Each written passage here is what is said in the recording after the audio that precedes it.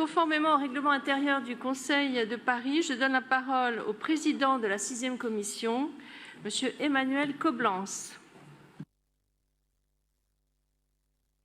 Merci beaucoup, Madame la maire. Chers collègues qui êtes si nombreux dans notre hémicycle, permettez-moi de vous souhaiter la bienvenue, de vous adresser un grand bonjour amical en ce 10 juillet 2024.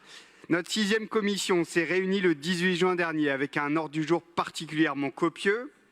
À l'ordre du jour notamment de nombreuses délibérations prévoyant des subventions à des associations, qu'elles agissent en faveur de la jeunesse, de la vie étudiante, de la lutte contre les violences faites aux femmes ou encore dans le champ de la protection de l'enfance. Et permettez-moi d'ailleurs de profiter de cette occasion pour saluer chaleureusement l'action des associations qui agissent au quotidien pour les Parisiennes et pour les Parisiens. A fortiori, à l'issue d'une campagne électorale au cours de laquelle nombre de ces associations auront craint, comme nous tous, une arrivée de l'extrême droite au pouvoir dans notre pays.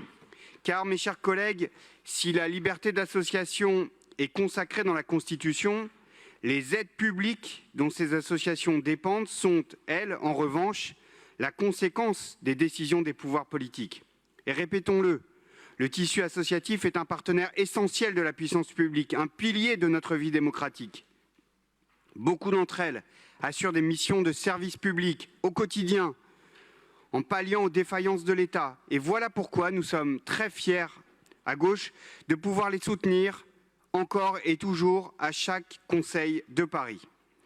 C'est d'ailleurs encore le cas pour ce Conseil qui ne déroge pas à la règle, avec par exemple plus de 600 000 € pour des associations luttant contre les violences faites aux femmes, s'agissant de la délégation d'Hélène Bidard, par exemple avec la DDCT 29, ou encore les DJS 80, 81, 82, portant subvention à des associations pour des actions en faveur de l'insertion professionnelle et de l'emploi, pour l'accès des jeunes à la culture et pour encourager l'engagement civique et citoyen de notre jeunesse.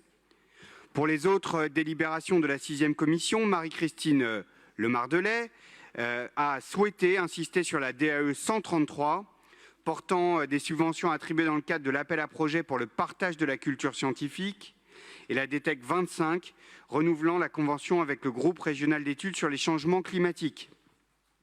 Patrick Bloch, à qui j'adresse toutes mes félicitations pour son élection comme premier adjoint, a mis en avant la DASCO 16 qui concerne les conventions pour des projets d'animation au titre des temps d'activité périscolaire, les TAP. Il a également évoqué la DASCO 73 qui prévoit la gratuité de l'accès aux formations de français dans le cadre des cours municipaux d'adultes.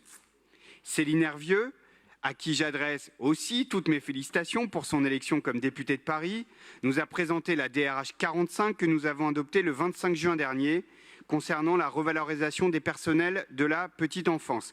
Un sujet évidemment crucial pour nos familles. La DFPE a ensuite présenté aux membres de la commission le bilan des visites des crèches à caractère propre pour l'année 2023-2024 et je sais que nous allons dans quelques minutes évoquer plus longuement ce sujet.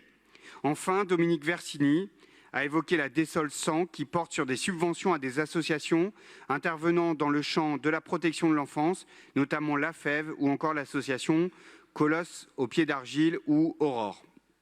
Voilà, Madame la maire, chers collègues, un compte-rendu rapide de nos débats en 6e commission et il reste bien sûr beaucoup d'autres délibérations à explorer, à débattre et je vous remercie.